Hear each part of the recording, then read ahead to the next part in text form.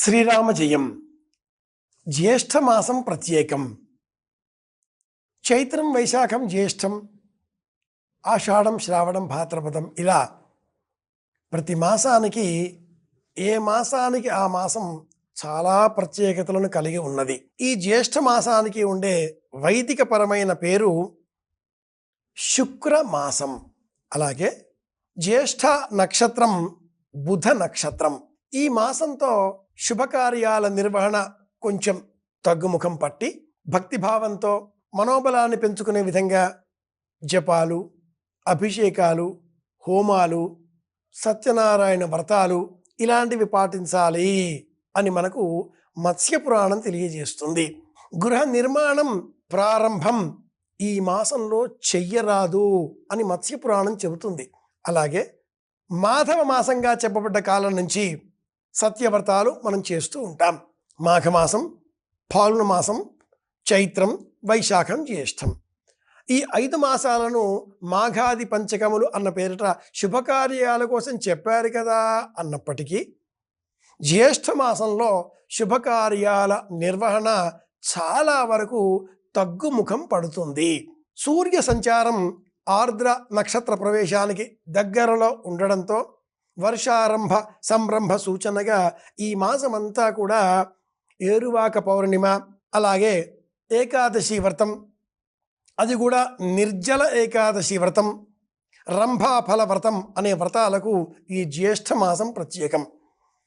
జ్యేష్ఠ మాసం శుక్లపక్షం తదియ తిథితో ప్రారంభం చేసుకొని ఆషాఢమాసం శుక్లపక్షం తదియ తిథి వరకు పాటించే ఒకానొక అరుదైన వ్రతం ఉంది. కృత్యసార సముచ్చయం అనే గ్రంథంలో, అలాగే హేమాద్రి పండితుల ఇతర ప్రాచీన గ్రంథాలలో, వ్రత గ్రంథాలలో కూడా ఈ వ్రతం ప్రత్యేకంగా పాటించాలి అని చెప్పబడి ఉంది.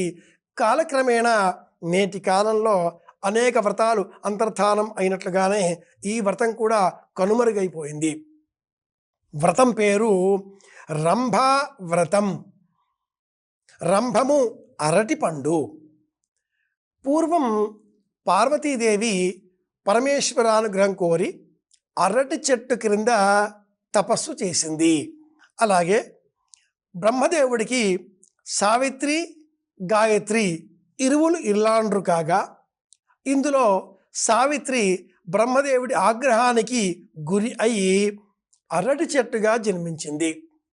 తీవ్రమైన దీక్ష తపశ్చర్య అనంతరం సావిత్రి చేసిన ఈ దీక్షకు ఆనందించిన ఆ బ్రహ్మదేవుడు సావిత్రికి ఒక అంశ ఈ అరటి చెట్టులో ఉంచి నీవు యథాప్రకారంగా జ్యోతిర్మండలంలో నీదైన ఒక స్థానాన్ని ఏర్పాటు చేసుకోవలసింది అని చెప్పగా సావిత్రి జ్యోతిర్మండలంలో ఒక ప్రత్యేకమైన మండలాన్ని తనకు తానుగా సృష్టించుకుంది. ఆ మిగిలిపోయిన ఒక అంశ అరటి చెట్టు, అరటి పండ్లు, అరటి దూట, అరటి చెట్టు ఈ రూపంగా మనం నేడు గమనిస్తూ ఉన్నాం. జ్యేష్ఠ మాసంలో శుక్లపక్షంలో తదియ తిథితో ప్రారంభం చేసుకొని నెల రోజుల పాటు ప్రతిరోజు 2 తమలపాకులు, అరటి పండు, వక్క దానంగా ఇవ్వాలి. పండు తాంబూలం. అరటి చెట్టుకు మోక్ష ఫలం అనే పేరు కూడా ఉంది.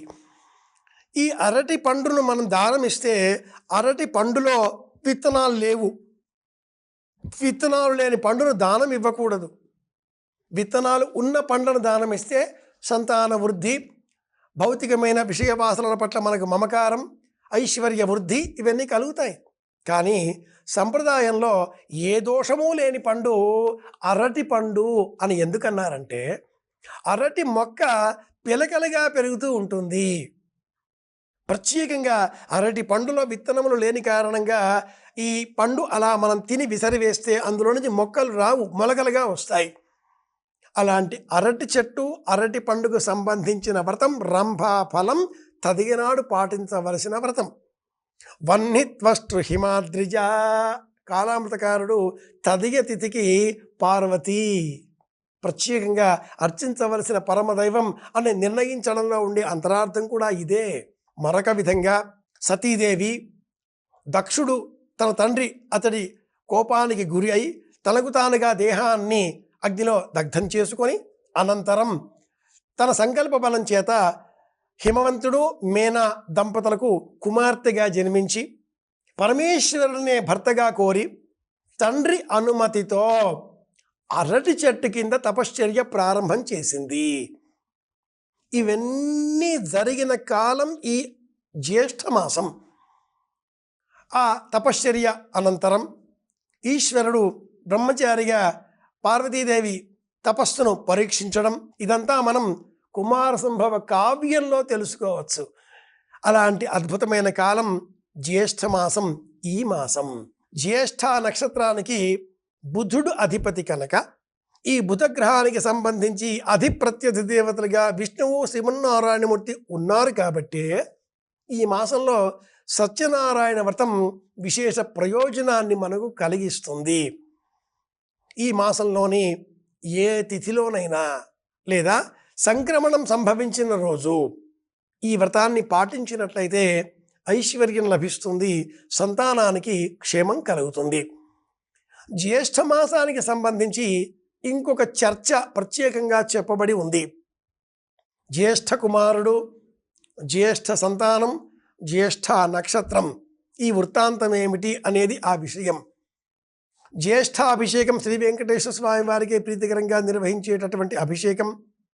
అలాగే కృష్ణ పరమాత్ముడి బోధనలతో భీముడు ఉపవాస వ్రతాన్ని 24 ఏకాదశులలో ఒక్క ఏకాదశినా పాటిస్తే సరే అని తెలుసుకున్న అనంతరం ఈ జ్యేష్ఠ మాసంలోనే శుక్లపక్షంలో వచ్చే నిర్జల ఏకాదశి నాడు ఈ వ్రతాన్ని పాటించడం, పౌర్ణిమ ఏరువాక పౌర్ణమిగా పాటించడం, ఇవన్నీ కూడా మనం వరుసగా ఇలా వివరిస్తూ వెళితే ముందుగా విశేషంగా ఈ వృత్తాంతానికి సంబంధించిన అంశాలలో ప్రత్యేకం జ్యేష్ఠమాస విధి నిర్వహణ.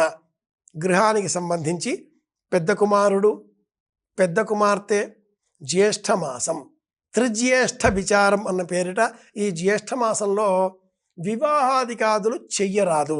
జ్యేష్ఠ కుమారుడికి, జ్యేష్ఠ కుమార్తెకు జ్యేష్ఠ నక్షత్రంలో శుభముహూర్తం నిర్ణయించకూడదు. అలాగే జ్యేష్ఠ కుమారుడు, జ్యేష్ఠ కుమార్తెలకు అసలు ఈ జ్యేష్ఠ మాసంలోనే వివాహం చేయకూడదు. ఇలా ఎందుకు చెప్పారు? జ్యేష్ఠత్వం కలిగిన ఆ వృక్షములలో అరటి చెట్టు, అలాగే ఇంకా ప్రత్యేకంగా మర్రి చెట్టు చెప్పబడి ఉన్నవి. వటసావిత్రి వ్రతం అన్న పేరిట ఈ మాసంలోనే ప్రత్యేకంగా ఈ మర్రి చెట్టుకు సంబంధించిన వృత్తాంతాన్ని మనం స్మరిస్తూ ఉంటాం. సావిత్రి, సత్యవంతుడు ఈ ఇరువురు కూడా వారి వారి గృహాలలో జ్యేష్ఠ సంతానం. కాళామృతకారుడు జ్యేష్ఠ సంతానం అన్న విషయాన్ని పరిశీలించేటటువంటి క్రమంలో ముందుగా ఉన్నటువంటి గర్భ సంబంధితంగా వెలువడిన శిశువు అనే చెప్పాలి అంటూ ప్రత్యేకంగా జ్యేష్ఠ అన్న పదాన్ని నిర్వచించి ఉన్నాడు. ఇంద్రుడు జ్యేష్ఠేంద్రే పురుహూతశ్చ శక్రశ్చ తమఖస్తథ, ఈ మాసానికి ఇంద్రుడు ఆధిపత్యం కలిగి ఉంటాడు. ఇంద్రుడు అనేకములైనటువంటి విషయ వాసనల పట్ల మనలో వ్యామోహాన్ని, అభిరుచిని, ఇష్టాన్ని పెంపొందింపజేసేటటువంటి దేవత, గ్రహాల దేవత. దేవతలలో చిన్నవాడు ఇంద్రుడు. పెద్దవారికి వివాహం వద్దు, పెద్దమ్మాయికి వివాహం వద్దు, జ్యేష్ఠమాసంలో కూడదు అని చెప్పడంలో ఉండేటటువంటి అంతరార్థం, వైదిక రహస్యం ఇక్కడ ఉంది. దేవతలందరిలో కూడా చిన్నవాడు ఇంద్రుడు. చిన్నవాడైనప్పటికీ కిరీటాన్ని అందించి బ్రహ్మదేవుడు నీవే దేవతలకి అధిపతివి అంటూ నిర్ణయించడంతో దేవతలు తొలుతొలతగా అతడి ఇంద్రాధిపత్యాన్ని అంగీకరించలేదు. కానీ కిరీటం కారణంగా అంగీకరించక తప్పనిసరి పరిస్థితి ఏర్పడింది. పెద్దవారికి మనస్సులో కొంత వైకలభ్యం ఉంటుంది. ఇంటికి సంబంధించిన గృహ నిర్వహణలలో బాధ్యతల కారణంగా కొంత మనస్సు కష్టపెట్టుకునే స్వభావం ఉంటుంది. జ్యేష్ఠ నక్షత్రానికి దరిద్రం, డబ్బు లేకపోవడం, డబ్బున్నా కూడా ఖర్చు పెట్టకపోవడం, మనస్కరించకపోవడం, అనుభవించలేకపోవడం, ఇవన్నీ కూడా ఈ నక్షత్ర స్వరూపాలు.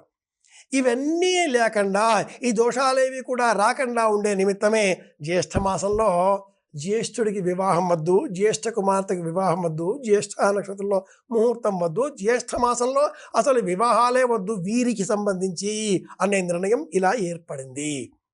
అనంతరం ఈ మాసానికి సంబంధించిన అనేక ఇతర పండుగలు, వ్రతాలు, నోములు, ఉత్సవాలలో భీముడు పేరిట మనం చెప్పుకునే వృత్తాంతాలలో ఏకాదశి ప్రత్యేకమైనది. దీనికి నిర్జల ఏకాదశి అని పేరు. ఒకనాడు కామ్యక వనంలో పాండవులంతా కూడా కూర్చుని ఉండగా కృష్ణ పరమాత్ముడు విచ్చేశాడు. పద్మపురాణాంతర్గతమైన ఈ వృత్తాంతాన్ని మనం స్మరిస్తే ఏ వ్రతం చేస్తే సమస్త విజయాలు చేకూరుతాయి, ఏ వ్రతం చేస్తే మేలు కలుగుతుంది అంటూ ధర్మరాజు ప్రశ్నించగా ఏకాదశి వ్రత మహాత్మ్యాన్ని భగవంతుడు కృష్ణ పరమాత్ముడు వివరించాడు. ఉపవాస వ్రతం అనగానే వృకోదరుడు అయిన ఈ భీమసేనుడు ఇవి నా వల్ల అయ్యే పని కాదు, ఉపవాస వ్రతం పాటించాలి అంటే ఎంత కష్టం మహానుభావా అనగా కృష్ణుడు అన్ని ఏకాదశులు పాటించకపోయినా జ్యేష్ఠ మాసంలో శుక్లపక్షంలో వచ్చే ఏకాదశి నాడు ఉపవాస వ్రతాన్ని కొనసాగించినట్లయితే తప్పక మీకు అన్ని ఏకాదశులను పాటించిన వ్రత పుణ్య ఫలం బలం లభిస్తుంది అని చెప్పగా విన్నాడు. భీముడు ఆచరించాడు. ఈ వ్రతంలో ఉండే ప్రత్యేకత ఏమిటి అంటే నీటి చుక్క కూడా స్వీకరించకుండా ఉండగలగడం నిర్జల ఉపవాస వ్రతం. ఆహారం తీసుకోకుండా కొన్ని రోజులు మనం బ్రతకగలుగుతాం, శ్వాస తీసుకొనకుండా కొన్ని నిమిషాల పాటు ఉండగలుగుతాం, కానీ నీరు లేకుండా ఉండలేని పరిస్థితి. శరీరంలో 70% నీరు. నీరు అంటే ఇక్కడ అర్థం నారాయణ నామం. ఆపో నారా ఇది ప్రోక్త ఆపో వై నరసూనవ. అపహ అంటే నీరు, నారాయణుడు ఆ నీటిలో ఉండే ప్రాణశక్తి. భీముడు పాటించిన ఈ నిర్జల ఏకాదశి ఉపవాస అంతరార్థం, నిజమైన అర్థం ఏమిటి అంటే నీరు తాగకుండా ఏకాదశి ఉపవాసం చేయమని కాదు. ఇక్కడ ఈరోజు ఉన్న 1440 నిమిషాల కాలం అంతా కూడా నిమిషానికి ఒక 10 సార్లైనా అనేటట్లుగా గుండె కట్టుకునే వేగాన్ని అనుసరించి నిమిషానికి 72 సార్లు అన్నట్లుగా ఓం నమో నారాయణాయ, ఓం నమో నారాయణాయ, ఓం నమో నారాయణాయ, ఓం నమో నారాయణాయ, ఇలా నారాయణ నామస్మరణతో కాలం గడపాలి. ఇది ముఖ్యం. దశమి నాటి రాత్రి దశపాపహర దశమి అన్న పేరిట సంకల్పం చేసి ఉపవాసం పాటిస్తున్నాను రేపు అంటూ అనుకొని ఆ రాత్రి దశమి నాటి రాత్రి ఆహారం తీసుకొనకుండా ఉండి ఏకాదశి ఎలాగూ ఉదయము రాత్రి 2 పూటలా కూడా భోజనాన్ని వదిలిపెట్టి ద్వాదశి ఉదయం చక్కగా ఆ శ్రీమన్నారాయణమూర్తిని సాలగ్రాపురంలో ఉండే అర్చామూర్తిని గంధం అక్షింతల చేత పుష్పముల చేత తులసి మాలికల చేత అర్చించి షడ్రసోపేతమైన నివేదనలను ఆ సాలగ్రామకు సమర్పించిన అనంతరం బంధుమిత్రాదులతో వరుసలుగా కూర్చుని భోజనం చెయ్యాలి. ఏకాదశి భోజనం ఎప్పుడు చేసినా దాని అర్థం ఏమిటి అంటే ద్వాదశి భోజనం. ఏకాదశి నాడు ఉపవాసం, ద్వాదశి నాడు ఈ వ్రతానికి సంబంధించి ఏకాదశి వ్రతానికి సంబంధించి మనం చేసేటటువంటి భోజనం ఎప్పుడూ ఒక్కరు భోజనం చెయ్యకూడదు. కేవల అఘో భవతి కేవలాది. అఘము అంటే పాపము. ఒక్కరు కూర్చుని తింటే అది పాపపు ముద్ద వేసుకుని కూర్చుని తిన్నట్లే అంటుంది వైదిక ధర్మం. ద్వాదశి నాడు సమష్టిగా పారణ చేస్తూ వరుసలుగా బారులు తీరి బ్రాహ్మణులు, బంధువులు, మిత్రులు, సన్నిహితులతో భోజనం చెయ్యాలి. ఇది ఏకాదశి విశేషం. జ్యేష్ఠ మాసంలో శుక్లపక్షంలో వచ్చే ఏకాదశి నాటి ఉపవాసం సంపూర్ణమైన ఏకాదశులను పాటించిన అనుసరించిన పుణ్య ఫలాన్ని బలాన్ని మనకు అనుగ్రహిస్తుంది. ఈ వ్రతంలో అరటిపండు తింటే దోషం లేదు. రంభావ్రతం కూడా ఈ మాసానికే సంబంధించిన ప్రత్యేకమైన వ్రతం కదా. గృహ ప్రారంభం చేయకూడదు కానీ గృహ ప్రవేశం చేయవచ్చు అంటూ మత్స్య పురాణాదికాదులు చెబుతాయి కనుక సందర్భాన్ని, అవకాశాన్ని, ఇతర ధర్మాలను కూడా చూసుకొని గృహప్రవేశాలు చేసే సమయంలో జ్ఞాపకం తెచ్చుకోవలసిన మరి ఒక ప్రత్యేకమైన జ్యేష్ఠ మాసానికే ప్రత్యేకమైన ఉత్సవం ఏరువాక పండగ. జ్యేష్ఠ పౌర్ణిమ ఏరువాక పౌర్ణిమ అన్న పేరిట ప్రసిద్ధం. పూర్వకాలంలో రైతులు తమకు తాము వ్యవసాయ క్షేత్రంలో కాలు మోపబోయే సమయంలో ఈ సంవత్సరం వర్షములు ఎలా కురవబోతున్నవి, ఆఢక ప్రమాణం ఎంత, నల్లధాన్యములు, ఎర్రధాన్యములు, ఏ ధాన్యం బాగా పండుతుంది, వర్ష ప్రమాణం ఏ విధంగా ఉండబోతున్నది, వ్యావసాయిక పరమైన జ్ఞానంతో కార్తె విశేషాలు తెలుసుకొని ఇలా భరణి, కృత్తిక, రోహిణి, మృగశిర కార్తె ప్రవేశంతో మనం కొంత ఆరోగ్యాన్ని పెంచుకుందాం. ఆర్ద్ర కార్తె ప్రవేశంతో వర్షములు తప్పకుండా కురుస్తాయి. ఆర్ద్ర కురిస్తే దరిద్రం వదులుతుంది అన్న సామెతను వ్యవసాయదారులు పూర్వం పాటించేటటువంటి వారు. ఈ కార్తె ఈ జ్యేష్ఠ మాసానికే ప్రత్యేకం.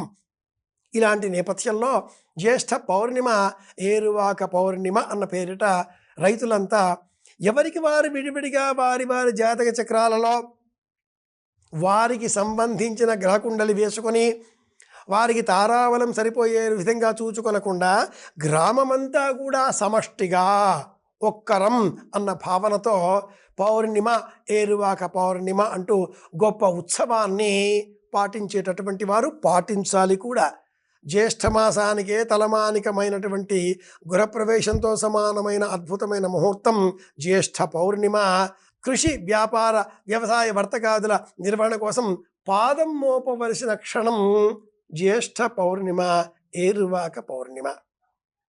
ఏరువాక సాగారో రన్నో చిన్నన్న అనే సినీ గీతాలను ఆలపించి జ్ఞాపకం తెచ్చుకునేటటువంటి తరుణంలో వ్యవసాయదారుడు, రైతు నాగలిని భుజం పైన వేసుకొని ఒక చేతిలో పగ్గం పట్టుకొని, అంటే తాడు లేదా వ్యవసాయ నిర్వహణ కోసం వినియోగించే పనిముట్లు చేతబుచ్చుకొని, మరొక చేతిలో తాను భోజనం కోసం స్వీకరించే పదార్థం, తన పశువులకు సంబంధించిన ఆహారం, గడ్డి ఇదంతా కూడా ఉండేటటువంటి చిగ్గం చేతబుచ్చుకొని, దాన్ని చిగ్గం అంటారు, చిక్కెం అంటారు, చుగ్గం అంటారు.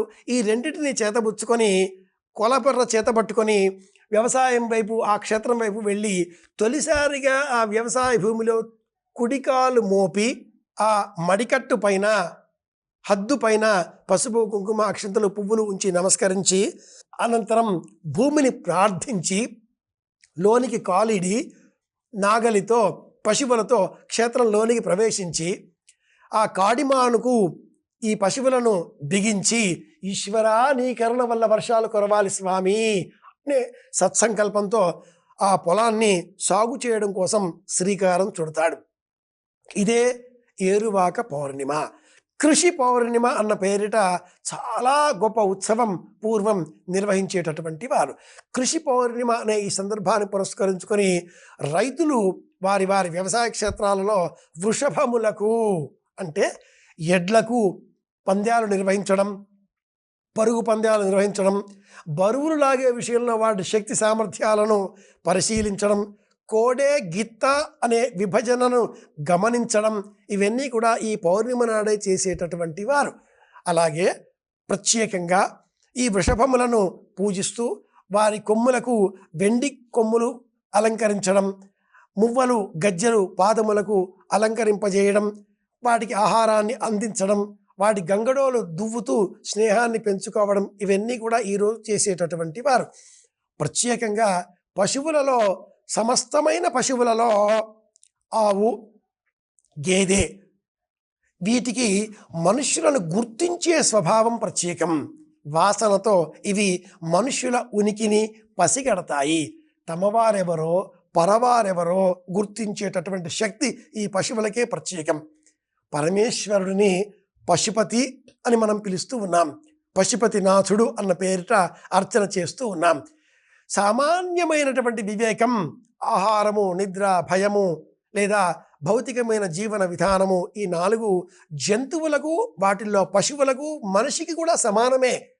వీటిల్లో తేడా గమనించకపోతే మనిషి పశువుతో సమానం అంటాడు ఆదిశంకరుడు. సామాన్యమే తత్ పశుభిర్నరాణాం జ్ఞానం హి తేషాం అధికో విశేషాః జ్ఞానైన హీనా పశుభిః సమానా. ఆ జ్ఞానాన్ని మనకు అందించి మనలో ఉండే అజ్ఞానాన్ని తొలగించేటటువంటి పరమదైవం పశుపతి ఈశ్వరుడు. ఏరువాక పౌర్ణిమ నాడు ఆవు పాలతో పరమేశ్వరాభిషేకం నిర్వహించడం, ఇలా ఈ శివుడిపైన మనం సమర్పించేటటువంటి నీరు, పాలు, పంచామృతం ఎలా ఆ స్వామిని ఆనందింపజేస్తున్నాయో, అలాగే దేవతల అనుకూలతతో, దేవతానుగ్రహంతో ఈ భూమిపైన వర్షాలు కురవాలి, దేవతలు అనుగ్రహించి అందించేటటువంటి ఆ జలం, అభిషేక జలం, ఈ భూమి శివుడు. భూమిలో ఉండేటటువంటి గురుత్వ ఆకర్షణ శక్తి గణపతి. ఈ భూమి మీద మొలకెత్తేటటువంటి చెట్లు, చేమలు, ప్రకృతి, పార్వతి ఇలాంటి ఆలోచనలతో పరమ పవిత్రమైన భావంతో రైతు వ్యవసాయ క్షేత్రంలో కాలు పాదం మోపేటటువంటి రోజు జ్యేష్ఠ పౌర్ణిమ, ఏరువాక పౌర్ణిమ, కృషి పౌర్ణిమ. మన గృహాలలో శివలింగం మన ఇంట్లో ఉన్న ఎడల ఆ శివలింగం సన్నిధానంలో తప్పక నందీశ్వర అర్చామూర్తి కూడా ఉంటుంది. నందీశ్వరుడి అర్చామూర్తి లేకుండా కేవలం శివలింగమును ఉపాసన చేయరాదు, అర్చన చేయరాదు. కాబట్టి మనం వ్యవసాయదారులం అయినా కాకపోయినా మన ఇంటిలో ఉండేటటువంటి ఈ నందీశ్వరుడిని ఈరోజు ప్రత్యేకంగా చక్కగా కడిగి తుడిచి గంధము, బొట్టు, కుంకుమ, పుష్పమాలికల చేత అలంకరించి వ్యవసాయదారులకు సంబంధించిన ఏరువాక పౌర్ణిమ నందీశ్వరా నీ అనుగ్రహంతో పరమేశ్వరానుగ్రహం కూడా మా అందరికీ లభించాలి. వ్యవసాయదారులం మేం కాలేకపోతున్నాం, మా వృత్తులు మారిపోయాయి. కానీ వ్యవసాయదారులు ఉంటేనే, వ్యవసాయ వృత్తి ఉంటేనే మా అందరికీ ఆహార పదార్థాలు, భోజనాధికారులు లభిస్తాయి. స్వామి నీకు కూడా కసవు, గడ్డి, పరమేశ్వరుడికి కూడా ప్రసాద నైవేద్యాలు రైతు ఉంటేనే అంటూ రైతు క్షేమం కోరి మనమంతా కూడా మన గృహాలలో నందీశ్వరార్చన చేద్దాం. జ్యేష్ఠమాసం అంటే జపతపాలకు, యమ నియమాదులకు, మంత్రదీక్షకు చెప్పబడ్డ కాలం. ఈ మాసంలో సంకటహర చతుర్థి అద్భుతమైన విషయం. అలాగే ఈ మాసం చివరిలో వచ్చేటటువంటి మాస శివరాత్రి మరింత ప్రత్యేకం. అప్పటికి ఆర్ద్ర కార్తె ప్రవేశిస్తుంది కాబట్టి ఆర్ద్ర కార్తె వర్షారంభ సూచనకు పతాక స్థాయిలో ఉండేటటువంటిది. జ్యేష్ఠ పౌర్ణిమ వర్షం కురుస్తుంది, ఆషాఢ పౌర్ణిమ వర్షం తప్పకుండా కురుస్తుంది. అది తప్పిన ఎడల దశమి నాడు తప్పనిసరిగా వచ్చి తీరుతుంది అనేవారు ప్రాచీనులు. ఈ జ్యేష్ఠ మాసమంతా కూడా వ్రతాలకు, నియమాలకు ప్రత్యేకం. సూక్ష్మంగా మనం గ్రహించి ఆచరించే విధానం ఏమిటి అంటే మట్టుకు అరటి పండ్లను ఆహారంగా తీసుకోవాలి, అరటి పండ్లను అందరికీ అందించాలి. అరటి మొక్కల పెంపకాన్ని ఒక దీక్షగా మనం స్వీకరించాలి. ఈ మాసమంతా కూడా రంభా వ్రతం అన్న పేరిట పాటించాలి అని మనకు చతుర్వర్గ చింతామణి అనే ప్రాచీన వ్రత గ్రంథం కూడా తెలియజేస్తుంది. తెలుసుకున్నాం కాబట్టి పాటిద్దాం. జ్యేష్ఠ మాసం అంటే ఇది ఆరోగ్యాన్ని, ఆనందాన్ని, ఐశ్వర్యాన్ని అందించే మాసం. సాక్షాత్తు శ్రీమన్నారాయణమూర్తికి ప్రీతిదాయకమైనటువంటి మాసం నిజ జ్యేష్ఠ మాసం. ఈ మాసానికి ఉండే మరొక ప్రత్యేకమైనటువంటి పిలుపు. అధిక మాసం ఏర్పడడం ప్రతి 30 నెలలకు ఒకసారి జ్యోతిషపరమైన మార్పుకు ఇది సూచన. గతంలో 2023లో ఈ అధిక మాసం శ్రావణ మాసంగా వచ్చింది. అలాగే భవిష్యత్తులో 2029లో చైత్రమాసం అధిక మాసంగా రాబోతుంది. ప్రస్తుతం ఈ 2026వ వర్తమాన కాలంలో అధిక జ్యేష్ఠమాసం గడిచిపోయి నిజ జ్యేష్ఠమాసం ప్రారంభం అవుతుంది. నిజ జ్యేష్ఠమాసంలో భాగవతాన్ని చదవడం, భాగవతాన్ని చదివేటటువంటి వారికి బహుమానంగా అందించడం కూడా ఒక ప్రత్యేకమైన అంశం. అష్టమి మొదలుగా పౌర్ణిమ వరకు సాప్తాహిక దీక్షతో భాగవతాన్ని స్మరించే ప్రయత్నం చేద్దాం. అభిరుచి గల వారికి ఆనందంగా అందిద్దాం. జ్యేష్ఠ మాసాన్ని నియమాల మాసంగా, వ్రతాల మాసంగా, పుణ్య బలాన్ని పెంచుకునే మాసంగా గ్రహిద్దాం, పాటిద్దాం, ప్రయోజనం సాధిద్దాం, అందరి క్షేమాన్ని కోరుదాం. మళ్ళీ కలుసుకుందాం. శ్రీరామ జయం. ఓం నమో నారాయణాయ. శుభమస్తు.